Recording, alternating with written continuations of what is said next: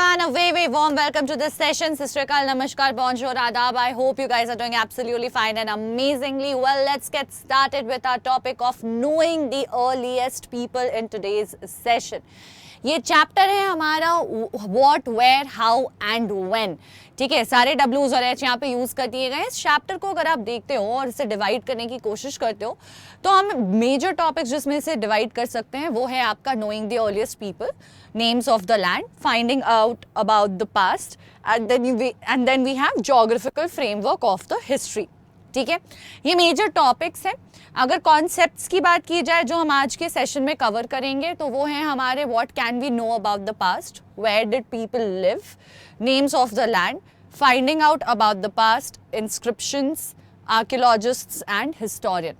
So these are the topics that we'll be doing today. Now before we move on, I've been telling it to you guys constantly and I'm not sure how many of you have actually explored it. Do let me know once you do.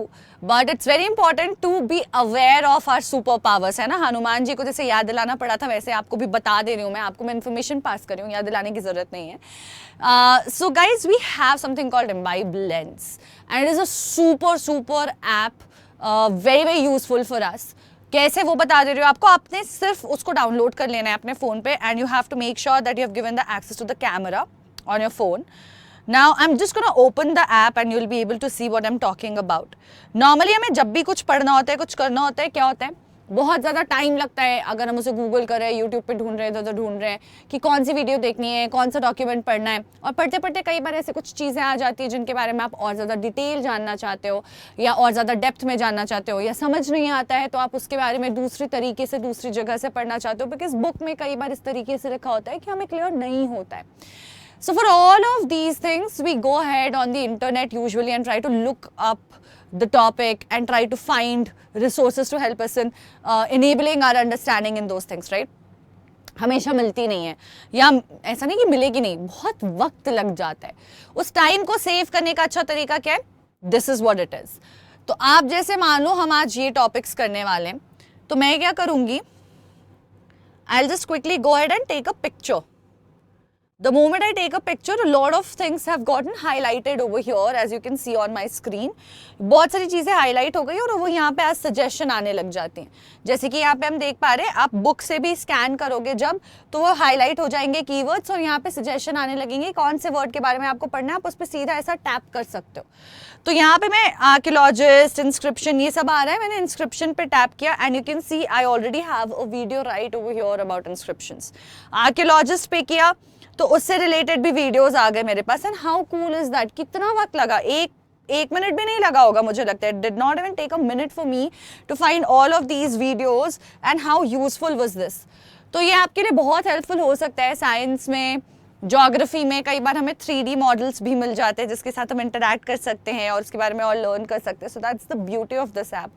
Do make sure to download it, explore it and you know it be very fun for you. And you can scan anything. अगर आपको लग रहा है ma'am phone में पढ़ रहे हैं आप कैसे स्कैन करेंगे, तो स्क्रीनशॉट ले लो और गैलरी से उस पिक्चर को अपलोड भी कर सकते हो. वहाँ से भी ये पर्पस सर्व हो जाएगा. So basically you can just figure out what you want to do any which ways. ठीक है. Now on that note, I also quickly want to introduce myself. Hi बच्चा पार्टी, मेरा नाम अंकना है और मैं हूँ आपके expert for social sciences at Imbibe. I come with an experience of more than 9 years in the field of teaching, where I have mentored a lot of students both online and offline. मैंने अपनी पढ़ाई humanities में की है, arts में की है, and that's why I specialise in English and social sciences. ठीक है, चलो तो अब शुरू करते हैं हमारी आज की कहानी 3 सवालों के साथ. Will start with 3 questions.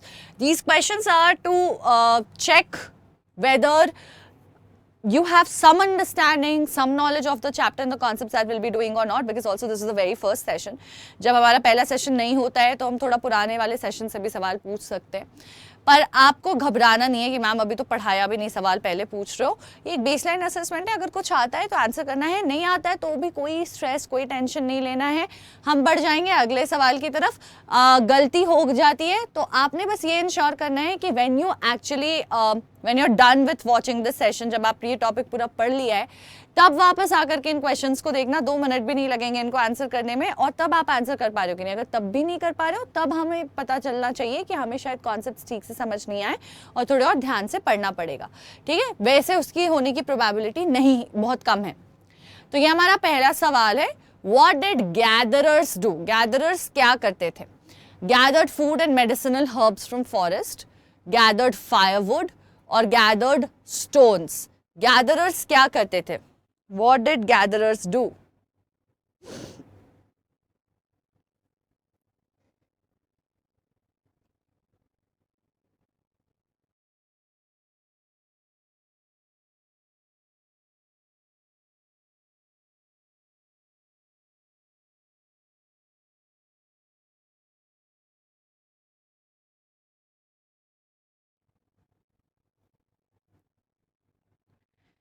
What did the gatherers do?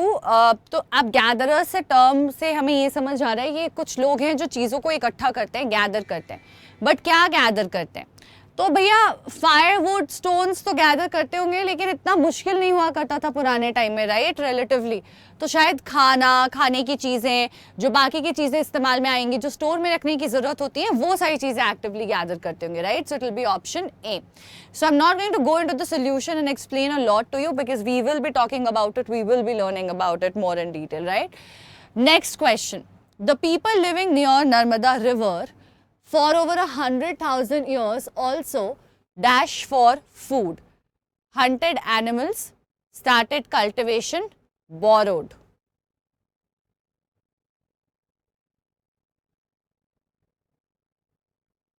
जो लोग नर्मदा रिवर के पास रहते थे 1000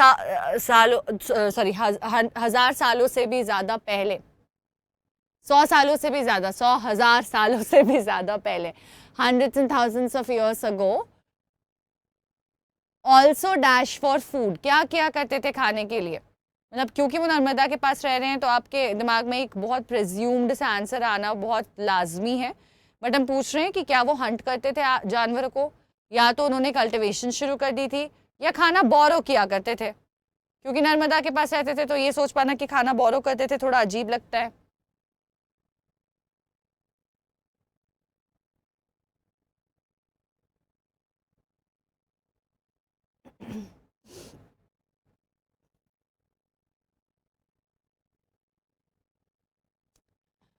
okay guys, and so normally क्या होता है, हमारी प्रिजम्पशन होती है कि अगर रिवर है तो वहाँ पे कल्टिवेशन फार्मिंग होती होगी, लेकिन फार्मिंग बहुत लेटर स्टेज में हमने डिस्कवर किया था कि अच्छा हम चीज़ों को उगा भी सकते हैं, हमें हंट करना गैदर करना ज़रूरी नहीं है, we can actually grow it, we can actually cultivate it. So it didn't matter whether people were staying in and around the rivers, नहीं पता था तो गैदरिंग हंटिंग ऐसे ही काम चल रहा था। जब पता चल गया तो नोमैडिक लाइफ जीते थे लोग पहले, धीरे धीरे जब पता चला तो सेटल डाउन भी करने लग गए, ठीक है। Next question, manuscripts were written on palm leaves और specially treated barks of the birch tree. Is this statement true और इज दिस स्टेटमेंट फॉल्स? थोड़ा सा मैन्यूस्क्रिप्ट्स क्या होते हैं उसके बारे में हमने पढ़ा है, समझा है, बट ये पाम लीव्स पे लिखे जाते थे खास करके, या फिर जो आपका बर्च ट्री होता है उसकी खाल पे, उसकी छाल पे, बार्क पे, उसको ट्रीट करके पत्तों की तरह पेपर की तरह बना करके उस पे लिखा जाता था। मैन्यूस्क्रिप्ट यानी कि टेक्स्ट डॉक्यूमेंट।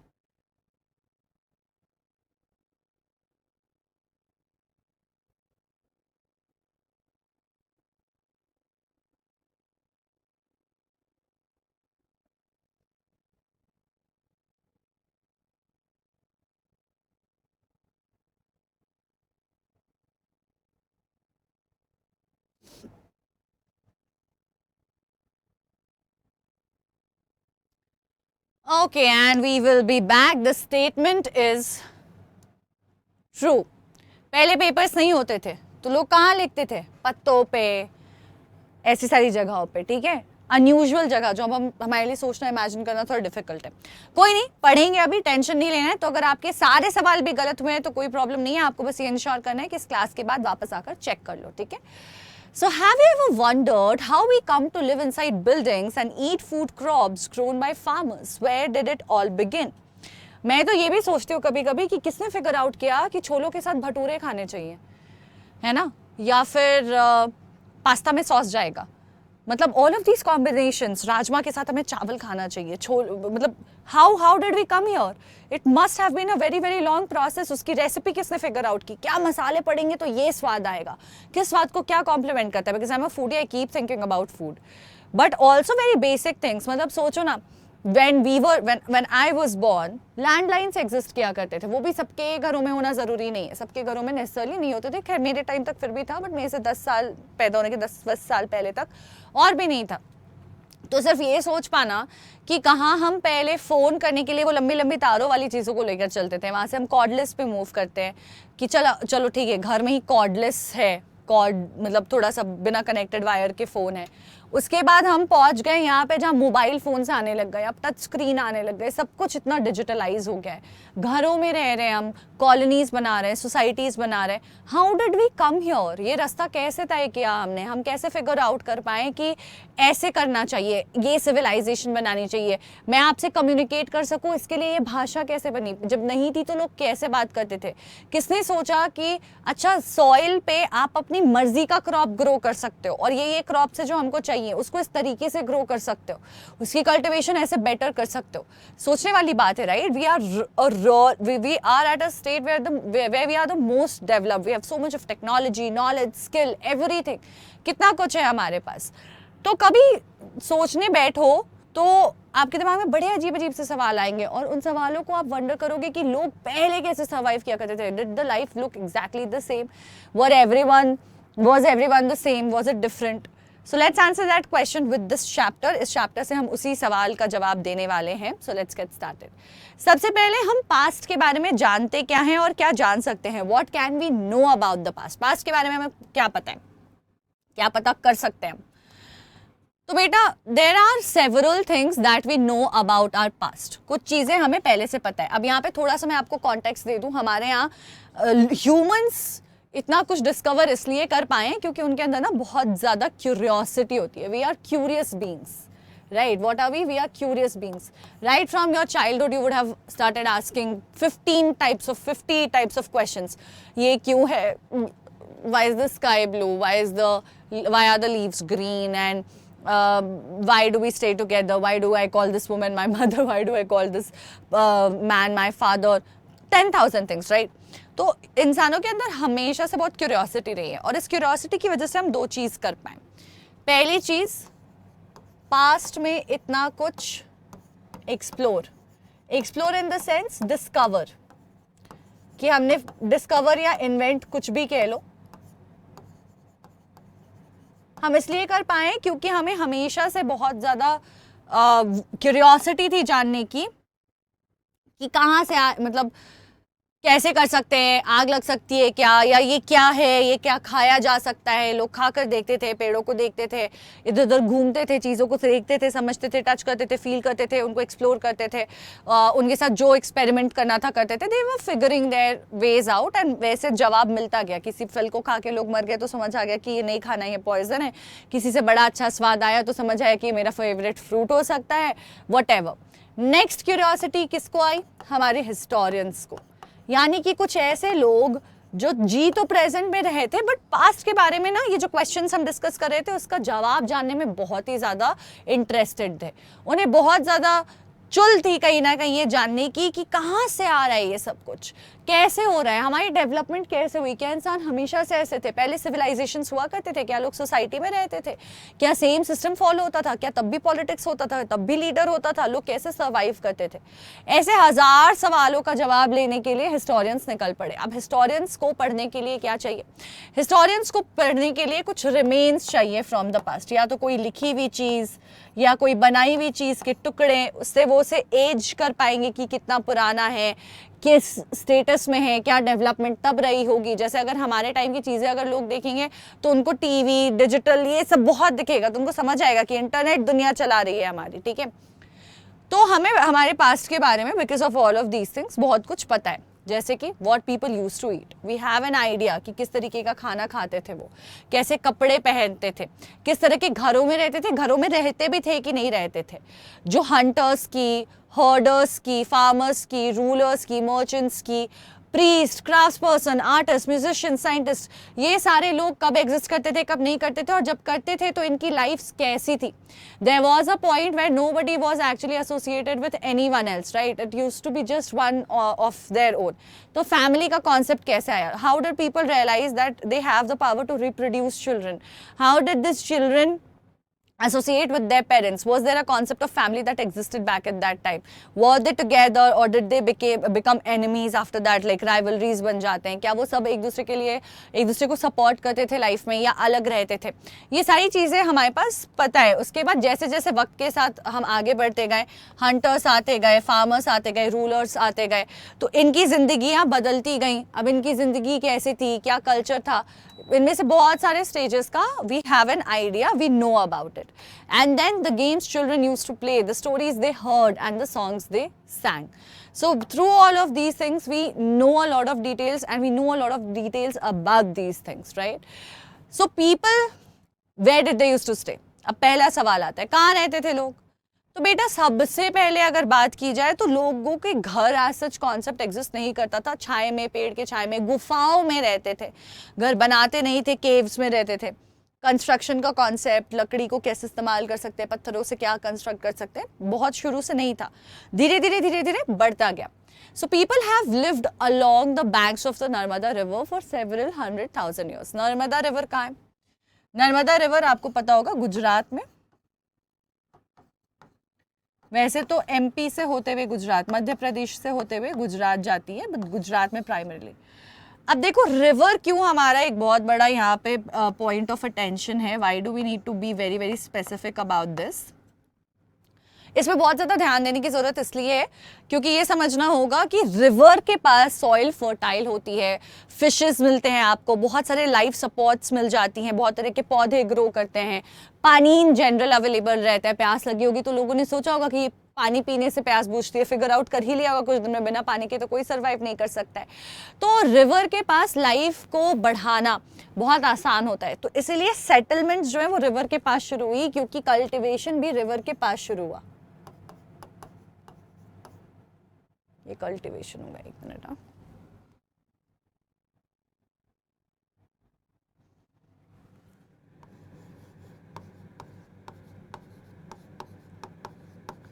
कल्टिवेशन कहाँ शुरू हुआ? रिवर के पास ही शुरू हुआ। So these people stayed on the bank of the Narmada River as they knew about the vast wealth of plants in the surrounding forest. तो पहले आइडिया क्या निकला कि भैया पहले से प्लांट्स है, वो प्लांट्स हमारे लिए बहुत बेनिफिशियल हैं, तो इन पौधों की वजह से, इन पेड़ों की वजह से हमको यहाँ रहना चाहिए। फिर पानी की अवेलेबिलिटी, पानी पीने जानवर आते थे तो हंटर्स के लिए आसान हो जाता था। ऐसे ऐसे कर करके एक के बाद एक लोगों को रीजंस मिलते गए और वो नदी के पास ही सेटल होते गए, वहाँ से डेवलपमेंट शुरू हो जाती है। वो क्या किया करते थे? उन्होंने फिगर आउट किया, खाते पीते भूख लगी तो कुछ खाया, किसी को हंट किया, जैसे भी किया। तो उन्होंने देखा कि पेड़ों के रूट्स, उनके ऊपर हो रहे फ्रूट्स, फ्लावर्स और भी बाकी प्रोड्यूस जो है उनका काम करती हैं खाने का।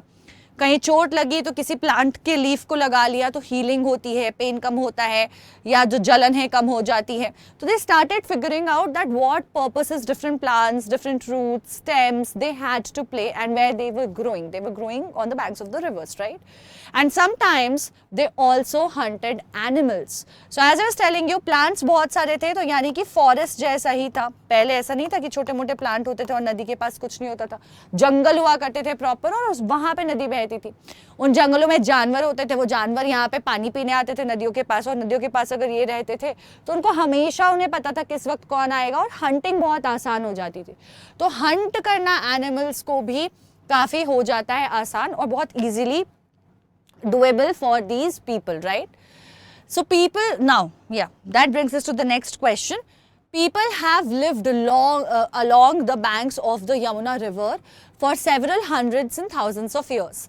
Is this true or is this false? Now you'll be able to answer this question.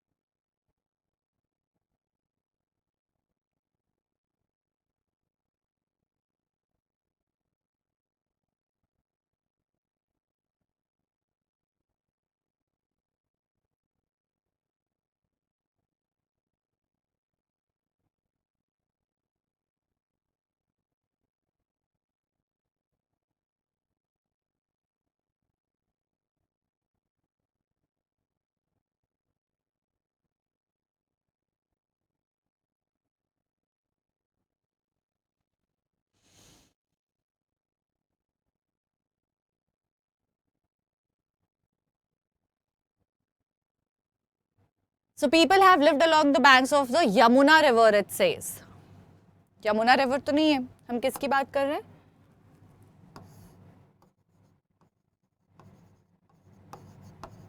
किसके पास थे सारे लोग? नर्मदा के पास थे। तो ये स्टेटमेंट क्या हो जाएगा हमारा? ये स्टेटमेंट हमारा फॉल्स हो जाएगा।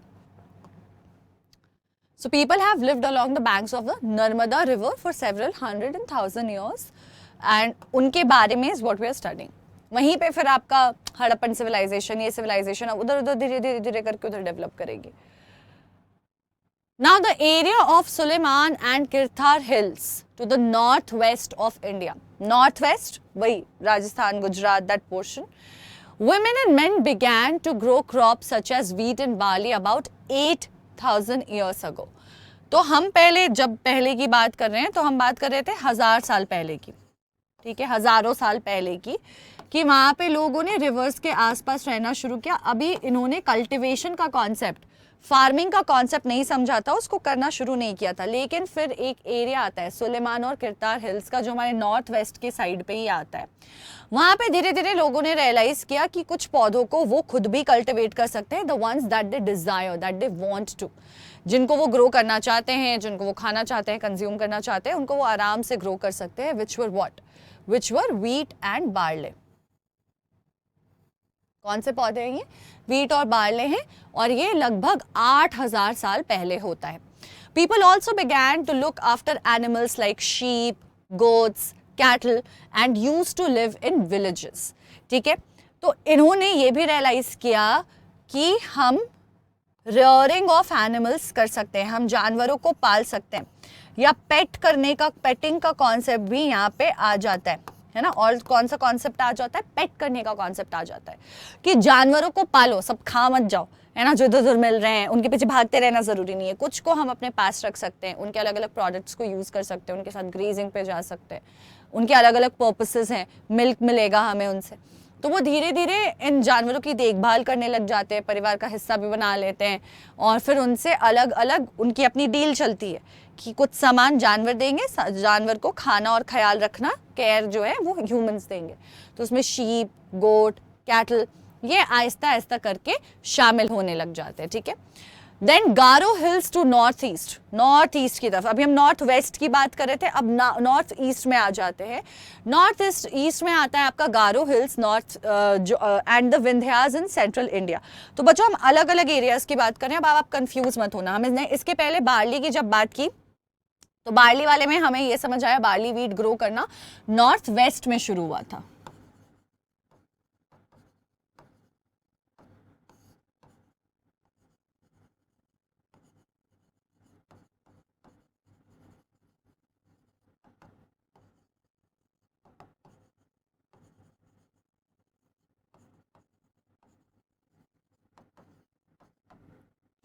ठीक है, उसके बाद गारो हिल्स जो कि हमारा नॉर्थ ईस्ट में है यहाँ पे, और विंध्यास, विंध्यास आपका अब जो है छत्तीसगढ़ और मध्य प्रदेश वाला जो पोर्शन है वहाँ पे विंध्या रेंजेस आते हैं। तो ये विंध्या रेंजेस भी जो छोटे से माउंटेन्स हैं, ठीक है, बहुत बड़े माउंटेन्स नहीं है हिमालयस की तरह इन द सेंट्रल इंडिया। तो ये सेंटर में है, ये बिल्कुल नॉर्थ ईस्ट की तरफ है, ये नॉर्थ वेस्ट की तरफ है। इन तीनों जगहों की हम स्टडी कर रहे हैं। तो नॉर्थ ईस्ट और सेंटर की जब बात करते हैं तो हम देखते हैं कि ये कुछ ऐसे एरियाज थे जहाँ पे फिर एग्रीकल्चर धीरे धीरे और डेवलप करने लग जाता है। यानी कि पहले नर्मदा के पास हमने देखा, फिर हमने देखा कि सुलेमान, किरतार, इन हिल्स के पास लोग नॉर्थ वेस्ट में करने लग गए, फिर गारो हिल्स और आपका विंध्या रेंजेस के पास जो है लोग कल्टीवेशन करने लग जाते हैं। यहाँ पे लोग क्या कर रहे थे? राइस ग्रो कर रहे थे। एक और चीज आपको समझनी है, यहाँ पे बार्ले और व्हीट ग्रो हो रहा है also because of the weather conditions. ठीक है, why they are focusing on this? Because weather ऐसा है। अब आपको पता नहीं होगा शायद,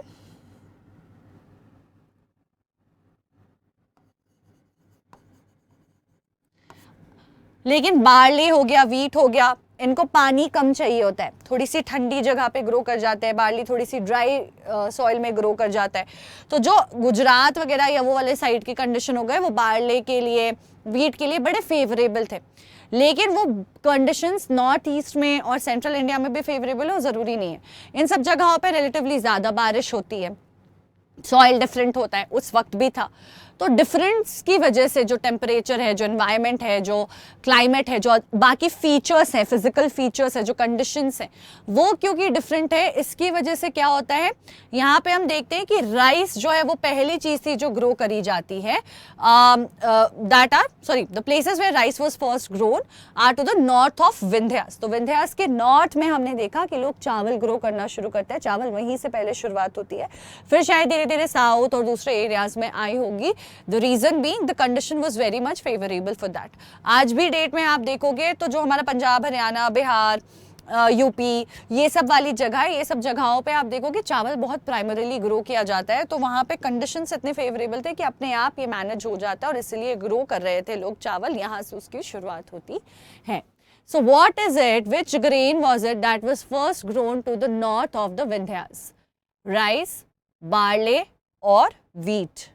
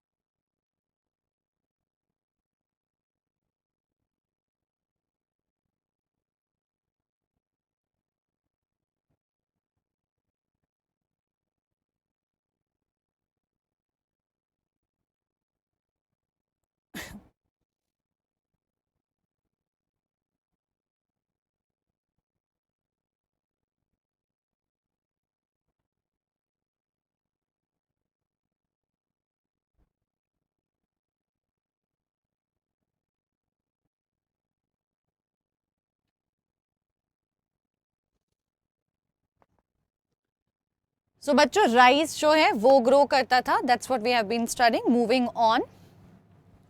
So there are various theories about the origins of rice cultivation. It's not like that we are 100% specific. तो एक और चीज़ आपको बता देती हूँ, हिस्ट्री में कई बार ऐसा होता है कि जो हमें रिमेन्स, जो हमें लिटरेरी एलिमेंट्स मिलते हैं, जो भी हमें सामान, जो भी हमें इंफॉर्मेशन मिलता है बेस्ड ऑन पास्ट का कुछ मिला, उसमें हम कंक्लूजन्स ड्रॉ करते हैं। वो कंक्लूजन्स जो हैं वो उस वक्त तक एक थ्योरी रहती है और कॉन्क्रीट मानी जाती है, उसकी ही एक्सेप्टेंस रहती है टिल द पॉइंट कोई नया रेवोल्यूशन हो जाए। तो हो सकता है कि अगर 10 पीसेस ऑफ इंफॉर्मेशन है जो हमें प्रॉपर एक्चुअल डिटेल उस टाइम की A to Z ढंग से बता सकती है, हमारे हाथों सारी नहीं लगी हो, हमारे हाथ में सिर्फ कुछ आई हो, we just got to know about few things, right, maybe 4 out of it, maybe 5 out of it. तो उन 4-5 चीज़ों के बेसिस पे हम अपना कंक्लूजन बना लेते हैं, which may not be exactly very very appropriate, जो हो सकता है कि बिल्कुल एग्जैक्ट सही ना हो। तो इसके बाद आपको अगर नई डिस्कवरी होती है तो ठीक है, नहीं होती है तो आप उसी थ्योरी के साथ चल रहे हो, तो आप उसी बिलीफ के साथ चल रहे हो। तो फिर कई बार क्या होता है कि कुछ नया हमें पता चलता है, फिर हम रियलाइज करते हैं कि अच्छा नहीं, this needs to be change, this is not how it is, then the shift happens. आपको 6th चीज, 7वीं चीज पता चलती है, 7th चीज पता चलती है, then you change the theory, you elevate the theory, you revamp it. Okay, this is what we know, but this is what it actually happened like, or this is also what it happened like. So you make the changes. So history is a lot about interpretations and predictability based on the elements and the evidences that's available. Evidences enough है, काफ़ी सारी हैं, बहुत कुछ पता चल रहा है, good, well. नहीं पता चल रहा है तो फिर कहाँ से हम कंक्लूजन ड्रॉ करेंगे? जितना है उसके बेसिस पे ही कंक्लूजन ड्रॉ करते हैं। तो ये वाला फंडा है, तो इसीलिए बहुत सारी चीज़ों के बारे में ना स्पेक्यूलेशन रहता है। कहीं पे कुछ आपको स्टडी में मिला कि हरियाणा में देखा कि ऐसा था, तो आपको लगा हरियाणा से शुरू होगा, लेकिन फिर हो सकता है कुछ वक्त के बाद कुछ ऐसा मिल गया जिससे लगा कि शायद मध्य प्रदेश में भी हो सकता है, पक्का नहीं पता चल रहा है। तो हम इस हिसाब से गेसेस करते हैं और बेस्ट कॉल लेते हैं। So while many archaeologists argue that rice cultivation started in the Ganges Valley, यानी कि गंगा रिवर जो बहती है उसके साइड में जो वैलीज हैं या उसके साइड में जो जगह है, गंगा जहाँ बह रही है उसके आसपास समझ लो कि गंगा जहाँ बह रही है, कई सारे लोगों का ये कहना और ये मानना है कि वहीं से राइस की कल्टिवेशन शुरू हुई।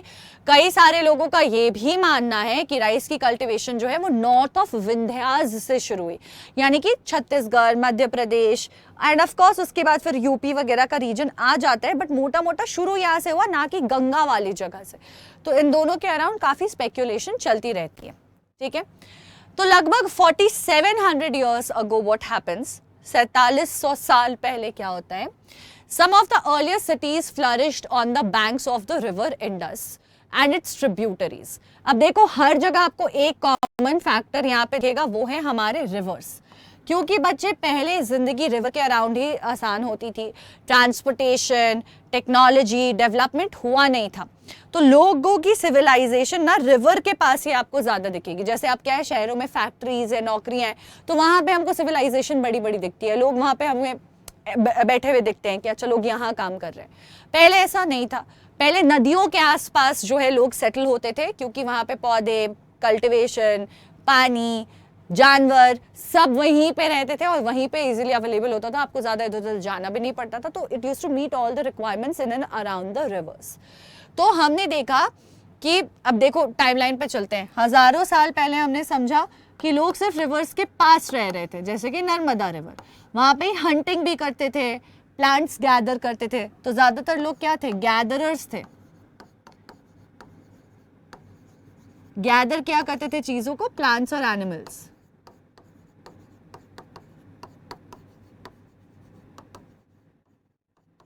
नेक्स्ट स्टडी आती है हमारे कुछ और साल पहले, 8000 साल पहले। तो यहाँ पे हम देखते हैं कि कल्टीवेशन की शुरुआत हो चुकी है, यानी कि फार्मिंग एक्टिविटीज अब धीरे धीरे लोग करने लग गए। लिमिटेड भले करते हो, हर एक तरह की चीज ग्रो नहीं करते हो, लेकिन कल्टीवेशन स्टार्ट हो गया था। अब हम आते हैं 4700 ईयर्स पहले। तो यहाँ पे हम देखते हैं कि अब नई सिविलाइजेशन, कुछ और नए लोग जमा होने लग गए हैं। कहाँ पे, इंडस के अराउंड। इंडस जो रिवर है उस रिवर के आसपास और उसकी ट्रिब्यूटरीज, ट्रिब्यूटरीज का क्या मतलब है, कुछ और नदियां जो जाकर, तो बच्चे नदी का कॉन्सेप्ट ये होता है कि एक बड़ी नदी बह रही होती है, उसमें काफी सारा पानी होता है, उसमें बहुत सारी और नदियां आकर के जुड़ जाती हैं, ठीक है, बहुत सारी नदियां आके से जुड़ जाती हैं। तो ये जो नदियां अपना पानी लेकर के इस बड़े नदी को ज्वाइन कर लेती है, उनको ट्रिब्यूटरीज कहते हैं।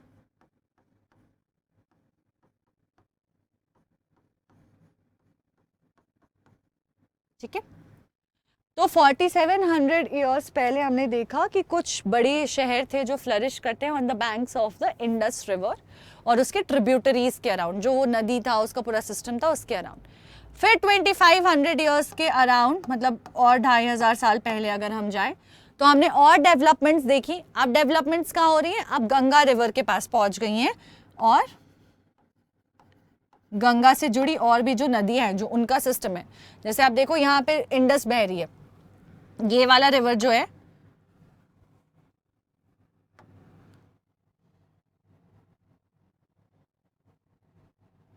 तो ये हड़प्पन और मगध सिविलाइजेशन पढ़ेंगे हम। देखो ये मेन रिवर इंडस का है, इसमें झेलम मिल रहा है, चिनाब आके मिल रहा है, रवि, सतलज, ये सारी नदियां आके मिल रही है, यानी कि लोग यहाँ पे सिविलाइजेशंस बनाने लग गए, यहाँ रहने लग गए, यहाँ रहने लग गए, इधर रहने लग गए, इधर रहने लग गए।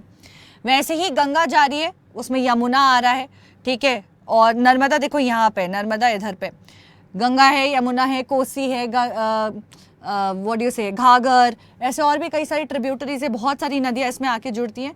तो फिर यहाँ पे भी, यहाँ पे 4700 ईयर्स पहले हुआ, यहाँ पे लगभग आपका 2500 ईयर्स पहले, ऑलमोस्ट 2500, 2500 साल पहले यहाँ पे भी लोग आकर के सेटलमेंट्स फॉर्म करने लग गए। तो हम यहाँ इधर इन एंड अराउंड भी सिविलाइजेशंस का प्रेजेंस जो है वो देख सकते हैं। Now very important also that you're in grade 6, there is a high possibility आपको आपके साइंस टीचर्स जो हैं वो लैब नहीं ले जाएंगे, क्योंकि ना हमारे पास ऐसी कुछ एक्सपेरिमेंट होती हैं, ना हम इतने बड़े हैं कि हम शायद वो टेस्ट ट्यूब्स, वो इक्विपमेंट्स केमिस्ट्री में या फिर फिजिक्स में भी जो और बाकी सारे टूल्स होते हैं उनका इस्तेमाल अच्छे से कर सकें, because we still learning, we still getting stronger and you know अपने मोटर स्किल्स हम अभी डेवलप कर रहे हैं। हमारे एक्सपेरिमेंट्स में भी बहुत सिंपल हैं, तो इस वजह से लैब वर्क नहीं होता है। कुछ प्रैक्टिकल्स आप प्रैक्टिस कर पाते हो, कुछ प्रैक्टिकल्स के बारे में हमको बता दिया जाता है कि हम पढ़ लेते हैं एक्सपेरिमेंट्स के बारे में कि जब हम ऐसा करेंगे तो ऐसा होएगा, हम देखते नहीं है करके। कुछ सारी चीज़ें हमारे टीचर्स हमारे क्लास में हमें करके दिखा देते हैं, बट हम उसे खुद परफॉर्म नहीं कर पाते। बट प्रैक्टिकल जो टर्म है ना बेटा, प्रैक्टिकल का मतलब होता है लर्निंग बाय डूइंग। आप खुद से करते हो, you practically do it, you literally do it, you practice it happening. So if that is not happening, then somewhere the whole idea of experimentation, the whole idea of practicals fail हो जा रहा है। पर अब आपको इस बात की टेंशन नहीं लेनी है, because we have Imbibe VLE for you, which is your virtual lab experience. क्योंकि हम छोटे हैं, क्योंकि हम लैब में नहीं जा सकते, क्योंकि हमारे सारे एक्सपेरिमेंट्स परफॉर्म नहीं हो सकते, क्योंकि हम सब कुछ अपने से नहीं कर सकते, doesn't mean that we cannot experience it, that we should not experience it and we miss out on it.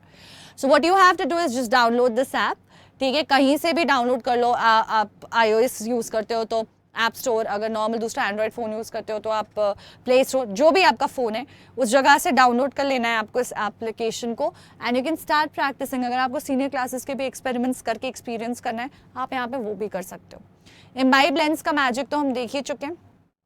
Next very very you know interesting thing that I have to tell you is that a lot of beautiful 3D and animated videos have been created for all of you. हर एक topic के बारे में, कुछ additional information के बारे में, हर एक grade, हर एक गोल के लिए, जो कि आपके लिए इम्बाइब पे 70,000 से ज़्यादा वीडियोस, 2,000 से ज़्यादा किताबें पढ़ी हुई हैं। आपने जाके पढ़नी है, देखनी है, एक्सप्लोर करनी है। तो आप इंतजार किस चीज़ का कर रहे हो? Also Imbibe is not going to be free for a very long period of time. उसके बाद फिर सिर्फ 7 दिनों के लिए फ्री मिलेगा ट्रायल के लिए। अच्छा लगा तो आप कंटिन्यू कर पाओगे, नहीं तो नहीं कर पाओगे। तो आपको ये इंश्योर कर लेना है कि अभी जितनी ज़्यादा पैसा वसूली कर सकते हो, क्योंकि फ्री है, कर लो। तो यहाँ पे हिस्ट्री में खास करके जैसे आप पढ़ रहे हो, अभी हम जो भी पढ़ रहे हैं, हम टेक्स्ट बुक ओरिएंटेड थोड़ा पढ़ रहे हैं, लेकिन जब आप वहाँ जाओगे तो आपको बहुत सारे अच्छे एनिमेशंस, कहानी की तरह आपको लगेगा आप मूवी देख रहे हो, कहानी की तरह हिस्ट्री पढ़ा जाता है। तो कहीं ना कहीं वो अंदर हमारे जो एक डर बैठ जाता है हिस्ट्री को लेकर के, या हिस्ट्री समझ नहीं आती है, बहुत सारे बच्चों को सोशल साइंस इस वजह से अच्छा नहीं लगता है, वो डर अपने आप दूर हो जाएगा। क्योंकि बेटा कोई भी सब्जेक्ट आसान और डिफिकल्ट नहीं होता। आपको कुछ सब्जेक्ट समझ आते हैं, वो आसान लगते हैं, कुछ नहीं समझ आते, वो डिफिकल्ट लगते हैं। बट जब आप इन वीडियोज़ को देखोगे तो मूवी जैसी लगेंगी, और मूवीज तो सबको समझ आती हैं, and that is what will make your whole process of learning really elevated. काफ़ी अच्छे स्केल ऊपर चला जाएगा वो पूरी जो आपकी लर्निंग है, बहुत लेवल अप हो जाएगी, प्लस आसान हो जाएगी, इंटरेस्टिंग हो जाएगी, और बहुत फन हो जाएगा। ठीक है, so make sure to check it out.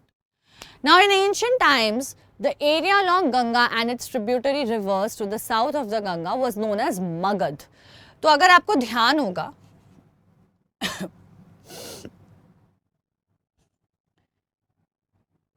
ये वाले जगह पे, ये देखो हड़प्पा और मगध की बात हो रही है। तो हमने 2 सिविलाइजेशंस के बारे में यहाँ डिस्कस किया। हमने पढ़ा कि एक जगह थी ये इंडस के पास और एक जगह थी ये गंगा के पास। ये और पुरानी है, ये 5,000 साल पुरानी है, और ये रिलेटिवली नहीं है, ये 2,500 साल पुरानी है। इन दोनों जगह सिविलाइजेशंस डेवलप करते हैं। सिविलाइजेशन से हमारा क्या मतलब है कि लोग सोसाइटी के फॉर्म में रहने लग गए, ठीक है, आपस में एग्जिस्ट करने लग गए। कोई कहीं भी रह रहा है, कैसे भी रह रहा है, नोमैडिक लाइफ जी रहा है, नहीं, प्रॉपर सोसाइटी डेवलप करने लग गई। रोड्स बने, सोर्स ऑफ वाटर बना, लोग काम करने लग गए, बाजार लगने लग गई, कल्टिवेशन होने लग गया, ट्रेड होने लग गया। ये सारा सिस्टम जो हम आज के लाइफ में इमेजिन कर सकते हैं, वो सारी चीज़ें फॉर्म होने लग गई थी। ठीक है, तो यहाँ पे 2 सिविलाइजेशन आपने समझना है। जो इंडस के पास डेवलप करती है वो हड़प्पन कहलाती है। ठीक है, और ये वाला एरिया जो है ये मगध कहलाया करता था उस वक्त, तो ये मगध सिविलाइजेशन कहलाएगा। तो इसीलिए यहाँ पे हम कह रहे हैं कि हमारे पास हड़प्पन और हमारे पास मगध, 2 सिविलाइजेशन आई, हड़प्पन इंडस के पास और मगध जो है हमारी गंगा के पास। ठीक है, तो गंगा जो वैली थी, मतलब गंगा रिवर जो बह रहा था, उसके साथ जो और रिवर्स बह रही थी, नॉर्थ ले लो, साउथ में स्पेशली, मतलब गंगा के नीचे, ठीक है। So the area along Ganga, Ganga के बाजू में जो जगह है वो, उसकी ट्रिब्यूटरीज जो साउथ की तरफ है, यानी कि गंगा अगर बह रही है तो उसके नॉर्थ की तरफ भी ट्रिब्यूटरीज है, बट नॉट दैट एरिया, जो साउथ की तरफ है, नीचे की तरफ थी ट्रिब्यूटरीज, वो एरिया को हम मगध कहते हैं, ठीक है। अब ये मगध जो है, जैसे मगध यूनिवर्सिटी का नाम सुना होगा आपने, ये अब प्रेजेंट बिहार में आता है, तो वो गंगा के साउथ में पड़ता है, गंगा के नॉर्थ में आपका यूपी पड़ता है, तो यूपी वाले पोर्शन की बात नहीं कर रहे, तो बिहार वाला जो प्रेजेंट पोर्शन है वो उस वक्त मगध कहलाया करता था। यहाँ पे भी जो है सिविलाइजेशन अच्छे से डेवलप कर गई थी। यहाँ पे रूलर्स जो है काफ़ी पावरफुल हुआ करते थे, क्योंकि काफ़ी रिच थे, काफ़ी प्रॉस्परस थे, and would set up large kingdoms. और ये लोग क्या किया करते थे, बड़े बड़े किंगडम्स सेट किया करते थे। Kingdoms were set up in other parts of the country as well. तो ये सिर्फ एक लौती जगह नहीं थी जहाँ किंगडम सेट हो रहा था, किंगडम्स और भी जगहों पे सेट हो रही थी। मेन वेमेन सब लोग क्या करते थे, काम के सर्च में, खाने के सर्च में, अपना गुजारा भरता करने के लिए वहाँ पे मूव किया करते थे। तो पहले जैसे मैंने आपको बताया, जब सिविलाइजेशन सेट होने लगी तो लोग अलग अलग तरह के काम फिर भी करने लग गए, but there was a point जहाँ पे सबके पास काम नहीं था, या काम जैसा कॉन्सेप्ट, ऑक्यूपेशन जैसा कॉन्सेप्ट जो है सच एग्जिस्ट नहीं किया करता था। कई बार काम ढूंढने के लिए, कई बार खाना ढूंढने के लिए, कई बार सर्वाइवल के लिए लोग जो है मूव किया करते थे, नेसेसरली एक जगह पे ठहरे नहीं रहते थे। और ये सिविलाइजेशन के पहले की प्राइमरीली बात है। तो जब लोग रिवर के पास रहने लग गए या इधर उधर सेटलमेंट में फिर भी रहने लग गए, society civilisation as such build नहीं की, तो लोगों को अगर सरवाइव करना है तो वो इधर उधर ट्रैवल क्या करते थे, जानवरों को, खाने को, पेड़ पौधों को ढूंढते हुए। Also lot of times to escape from natural disasters, यानी कि आप रह रहे हैं हम किसी नदी के पास, वहाँ फ्लड आ गया, हम रह रहे कहीं अर्थक्वेक आ गया, हम रह रहे कहीं वॉल्केनिक इरप्शन हो गया, हम रह रहे कहीं वहाँ पे कुछ और प्रॉब्लम हो गई, पेड़ गिर गए, कुछ भी हो गया। तो नेचुरल डिजास्टर्स भी बहुत आते थे, तो वो तबाही मचा देता है आपके एक सर्टेन एरिया में, it destroys everything, it gets very destructed. तो अब ऐसे डिस्ट्रक्टेड जगह पे रहना डिफिकल्ट होता है, तो how would you stay? So you'll have to move from there and go to some place safer where you can survive, right? So these movements of people enriched our cultural traditions. कैसे?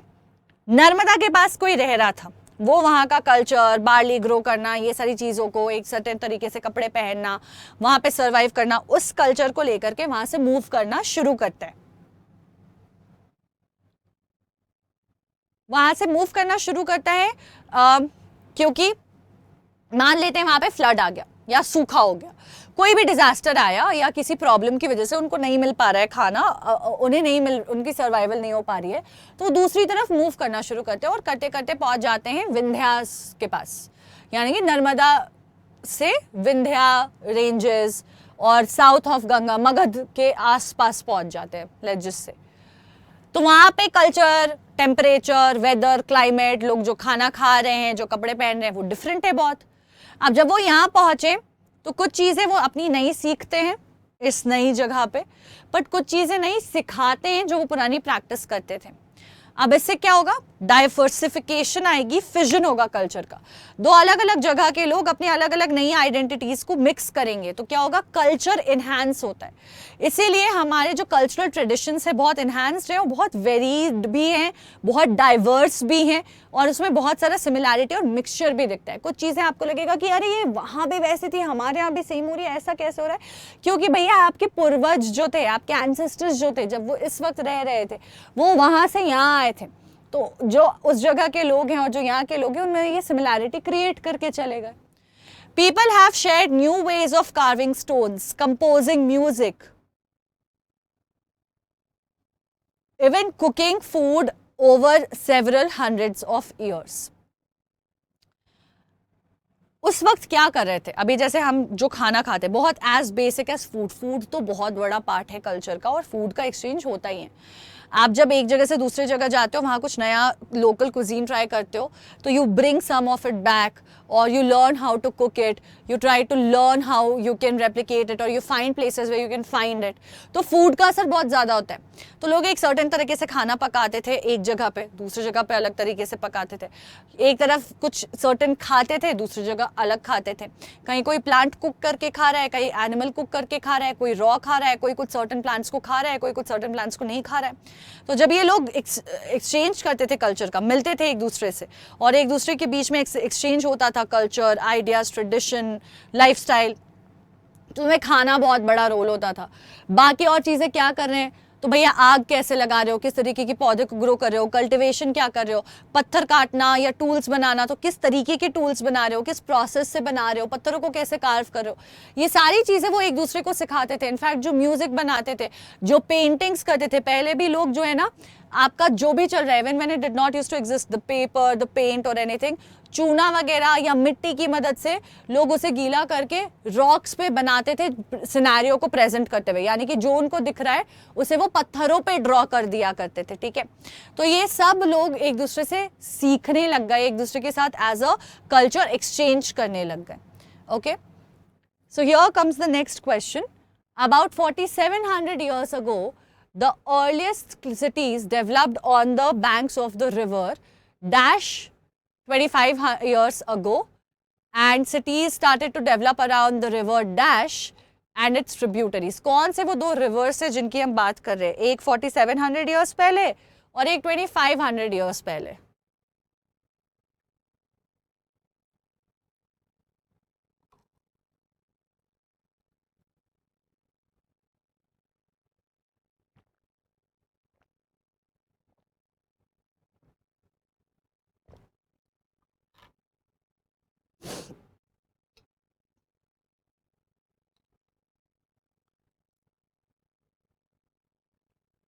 Our options are Ganga, Indus, Yamuna and Nile.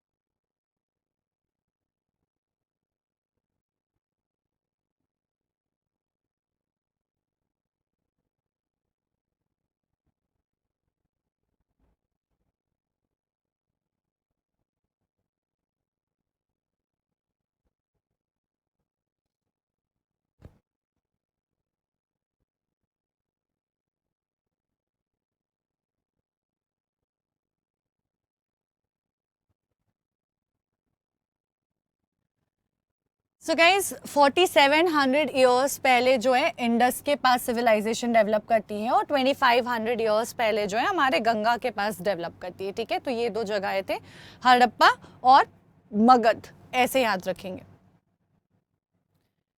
अब बात करते हैं names of the land की. क्या अलग अलग ज़मीन थी, क्या उनके उनके नाम थे, कैसे इंडिया का क्या था, जैसे हिंदुस्तान का मतलब क्या था. Our country is known by both the words India and Bharat. दोनों ही नामों से हम आइडेंटिफाई करते हैं. कुछ दिन पहले इस पर बहुत ज़्यादा चर्चा भी चली थी कि इंडिया है कि भारत है. दोनों नाम है, भाषाओं का फ़र्क है. इंग्लिश में इंडिया और भारत में हिंदी में भारत कहते हैं, नाम एक ही है. ये जो इंडिया वर्ड है ये कहाँ से आता है, तो लेट्स अंडरस्टैंड, ये काफ़ी इंटरेस्टिंग है. तो इंडिया जो शब्द है बेटा वो इंडस से आता है. बेसिकली इंडस जो रिवर फ्लो करती है उसके नीचे की जो पूरी लैंड थी, ठीक है, उसके नीचे वाला जो पूरा ज़मीन था, द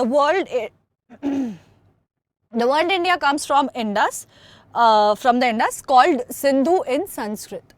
तो उसके नीचे वाला जो पोर्शन था ना, उसको लोग या तो सिंधु या इंडस की वजह से इंदु, इंडिया ऐसा करके रेफर करते थे. तो वहाँ से इंडस से हमारा नाम इंडिया आता है.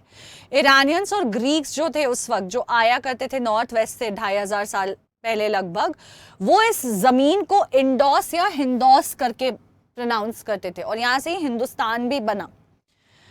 And the land to the east of the river was called India.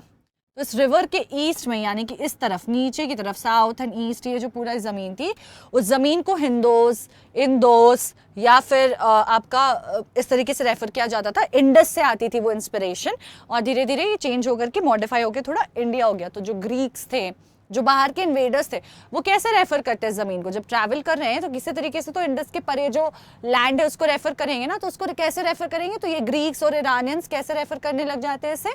Indoors या हिंदोज के नाम से।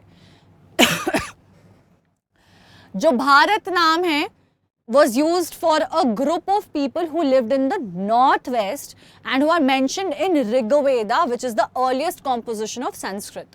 तो वेदास के बारे में आपको पता है, ऋग्वेद, यजुर्वेद, ये ऐसे ऐसे अलग अलग वेदास है, हमारे 4 वेद है।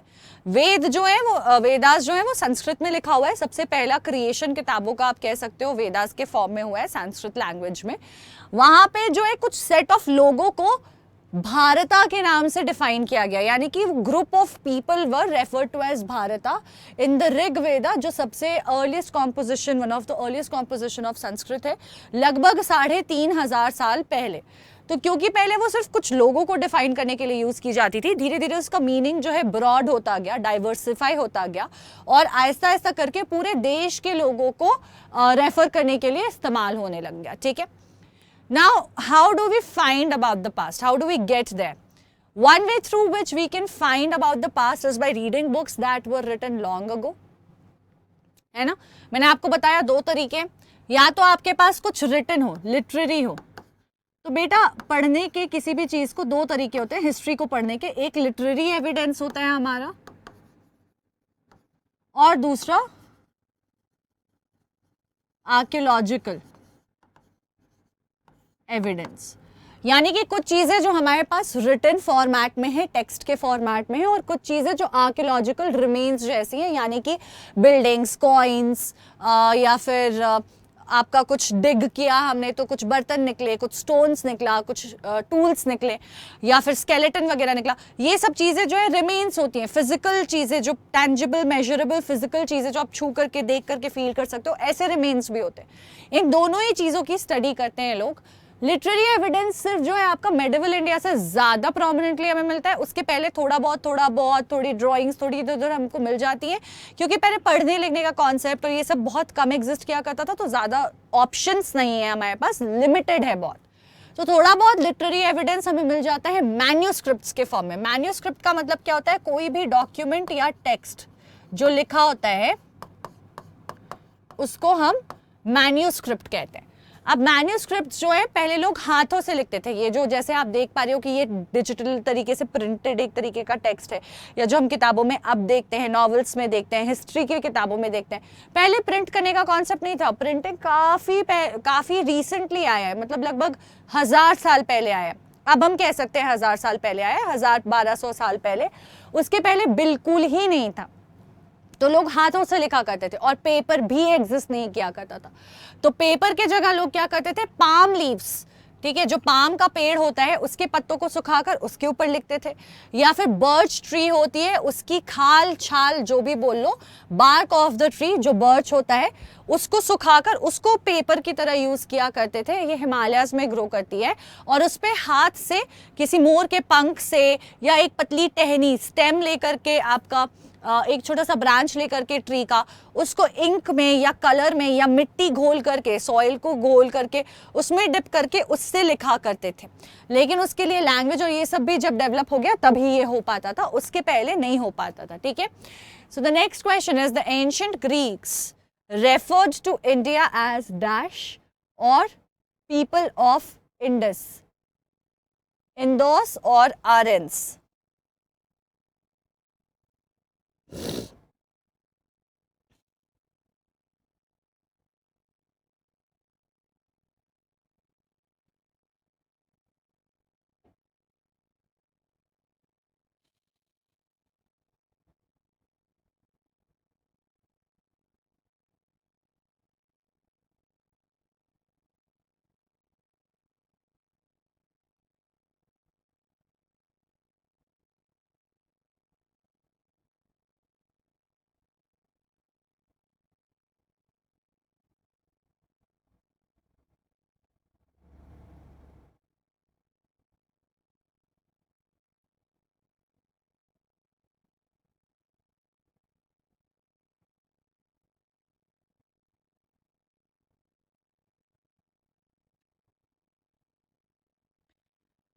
इंदोस और हिंदोज ये टर्म था जो यूज किया जाता था ईरानियंस और ग्रीक्स के द्वारा to refer to the people जो इंडस के ईस्ट और साउथ में रहते थे।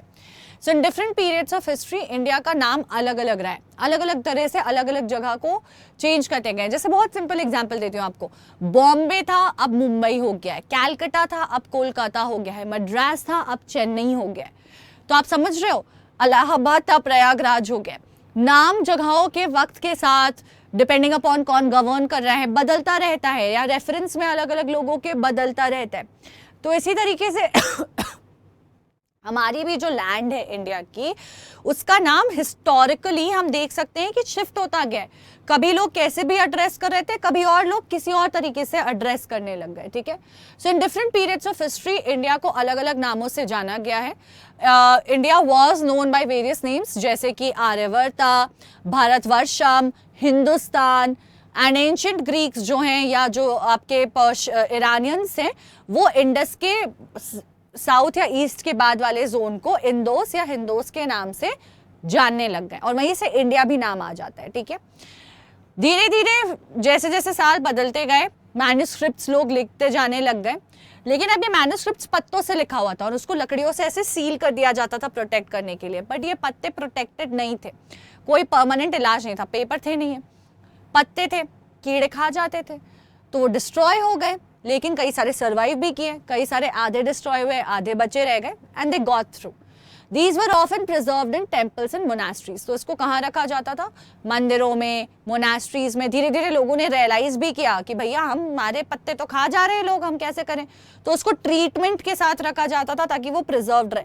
तो एक प्रॉपर आपके मोनास्ट्रीज में या फिर आपके डेडिकेटेड जगहें बनाई जाती थी जहाँ पे इंस्क्रिप्शंस, जहाँ पे आपके ये मैन्युस्क्रिप्ट्स बचा करके रखे जाते थे, या टेम्पल्स वो जगह थी जहाँ पे इनको स्टोर किया जाता था। ठीक है, These books dealt with different things. अब ये किताबें ऐसा नहीं है कि सिर्फ एक चीज बता रही है कि लोगों की लाइफस्टाइल कैसे है, या लोग कैसे जीते हैं, या जानवर कैसे। अलग अलग चीजें मिलेंगी आपको कि लोग उस समय क्या रिलीजन प्रैक्टिस कर रहे थे, राजाओं की जिंदगी कैसी थी, क्या मेडिसिन था, ये भी हमें पता चलता है। कौन से पौधों से क्या बीमारी ट्रीट की जाती थी, वो भी लोग प्रैक्टिस कर रहे थे। क्या साइंस फॉलो करते थे, क्या बिलीफ था, सोसाइटी कैसी, पॉलिटिक्स कैसा। और इसकी वजह से इन सारे सोसाइटीज के बारे में, इन सारे किंगडम्स के बारे में जो आज से हजारों साल पहले बने थे, हमें इतनी इंफॉर्मेशन मिलती है।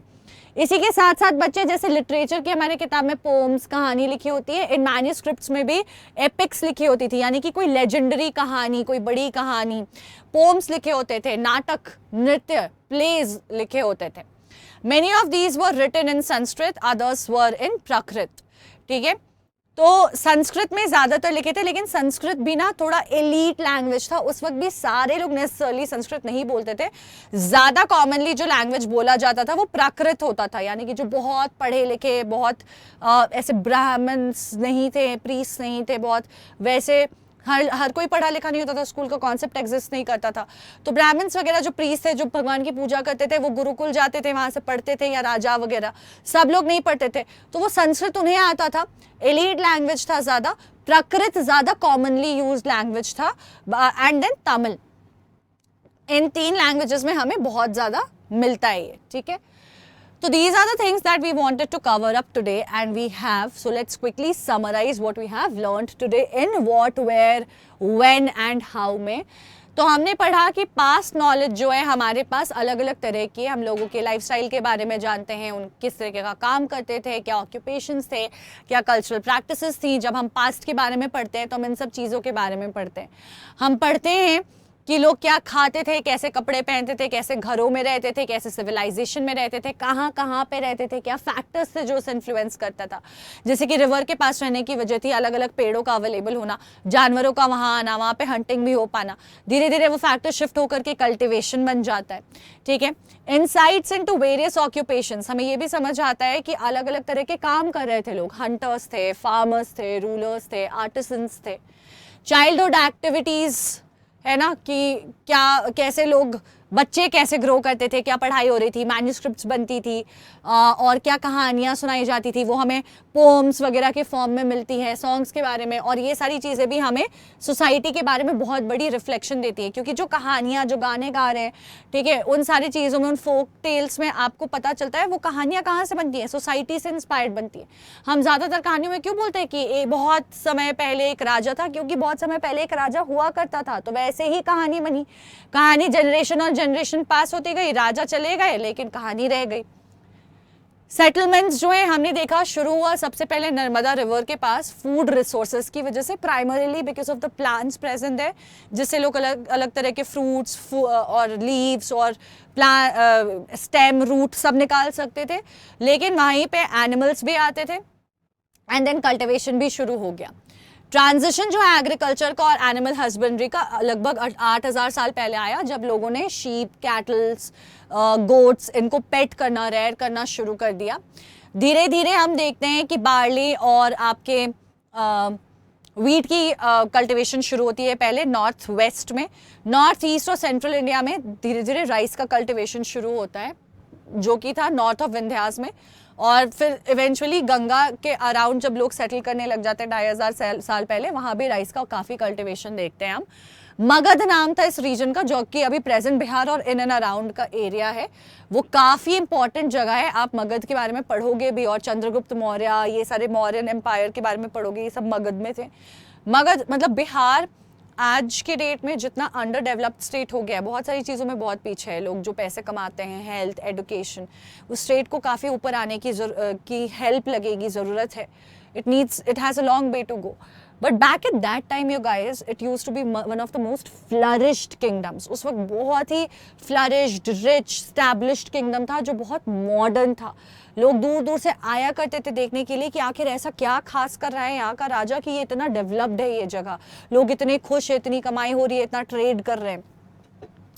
कल्चरल एक्सचेंजेस होती थी, क्योंकि लोग एक जगह से दूसरी जगह मूव करते थे, कभी खाने की तलाश में, कभी सर्वाइवल के लिए, कभी नौकरी के लिए, अलग अलग रीजंस की वजह से, कभी नेचुरल डिजास्टर्स की वजह से, ठीक है। और इसी की वजह से कल्चरल एक्सचेंज, फूड का, कपड़ों का, लैंग्वेजेस का, और इतनी डाइवर्सिटी भी हम देख पाते हैं। इंडिया का नाम वक्त के साथ बदलता रहा है। भारत, इंडिया, हिंदुस्तान सभी तरीके से जाना जाता है। It was the Greeks and the Iranians जो इंडस के साउथ और ईस्ट की तरफ वाले एरिया को इंदोस या हिंदोस की तरह रेफर करते थे, और वहीं से ये नाम आता है। भारत जो है, हमने देखा है ऋग्वेदा में भारता एक ग्रुप ऑफ लोगों को डिस्क्राइब करने के लिए लिखा है, जो धीरे धीरे आहिस्ता आहिस्ता करके पूरे देश के लिए यूज होने लग गया। So India is known as Bharat, which is derived from ancient Sanskrit. Manuscripts, अब हम कहाँ से हमें पता चलता है पास्ट के बारे में, तो लिटरेरी एविडेंसेस भी होते हैं, आर्कियोलॉजिकल एविडेंसेस भी होते हैं। लिटरेरी में हमारे पास मैन्यूस्क्रिप्ट्स हैं। मैन्यूस्क्रिप्ट कोई भी डॉक्यूमेंट या टेक्स्ट है, पहले कागज़ नहीं होता था तो कहीं लिख नहीं सकते थे, तो लोग पत्तों पे लिखा करते थे, पाम लीव्स पे, या फिर बर्च ट्री हिमालयाज में ग्रो करते थे, उसकी खाल, छाल जो होती है उस पे लिखते थे। लेकिन उसको कई सारे इंसेक्ट्स ने खा लिया, धीरे धीरे हमने प्रोटेक्शन भी यूज़ करना शुरू किया, उसमें दवाई वगैरह ट्रीट करके पेपर को उस पर लिखा जाता था। लेकिन कई सारे उसमें सर्वाइव कर गए हैं, जिससे हमें बहुत कुछ पता चलता है। और टॉपिक्स जिन पे ये किताबें लिखी गई हैं काफ़ी वेरीड है, काफ़ी वेरिएशन है इसमें। Religion, royalty, medicine, science, epics, literature, ये सारी ही चीज़ें यहाँ पे इंक्लूड करी गई हैं। Now what are we going to do next? Imagine a few 100 years from now, आज से कुछ 500 साल बाद मान लो, we might get dug up and talked about in their history class।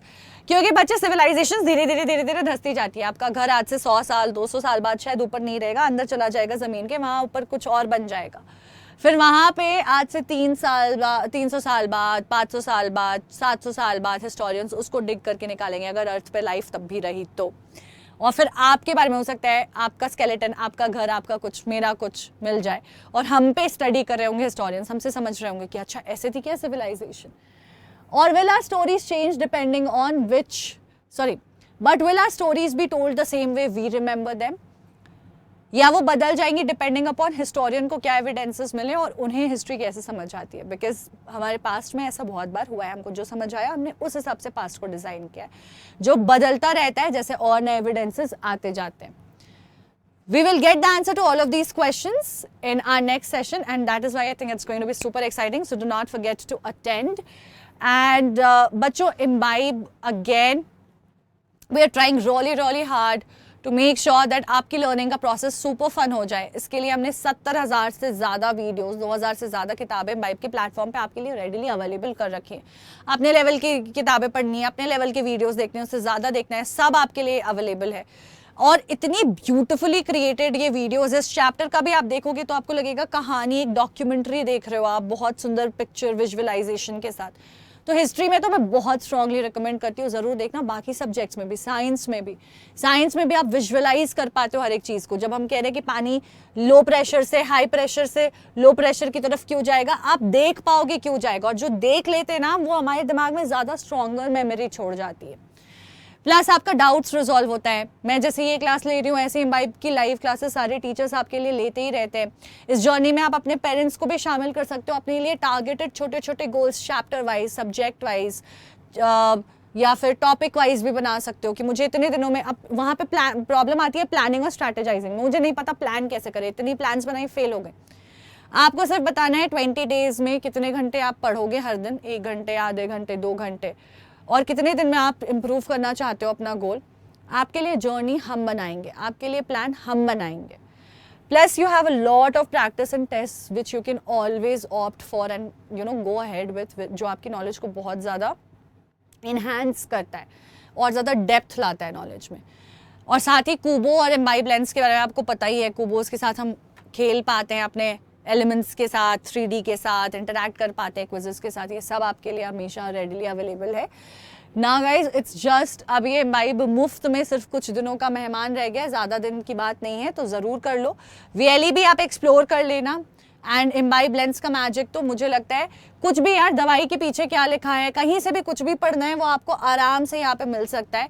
और डाउट रेजोल्यूशन की रही जहाँ तक बात, जब आप ऐप या वेबसाइट खोलते हो तो देखो यहाँ पे आस्क अ डाउट आता है. The moment I click on this, it will redirect me and pop up the WhatsApp chat. यहाँ पे you can go ahead and ask whatever you want to. If you satisfied you say yes, you want more explanation you say no, and it will keep on answering your questions till you get what you want. So that's the beauty of this app. That's the beauty of Imbibe. So make sure that you do explore it. Explore करने में कुछ नहीं जाता है. नहीं पसंद आया, give it up. Don't worry, right? So with this we have winded up the very first session of our chapter. तो हम मिलते हैं बहुत जल्द, कल ही मिलेंगे. तो make sure that you subscribe to the channel, and if you enjoyed the session, not forget to hit the like button and share the video with your friends. Do tell me in the comment section if you have any doubts, any other videos, any references, anything that you need from me, या मेरे लिए आप कुछ मुझे बताना चाहते हो तो वो सब आप comment section में छोड़कर जा सकते हो, ठीक है? So with this, I'm also gonna say hasta la vista, bye bye, ciao, take good care of yourselves. I'm gonna sign off. Stay tuned and keep imbibing. Take good care of yourselves. Keep imbibing. We believe in you.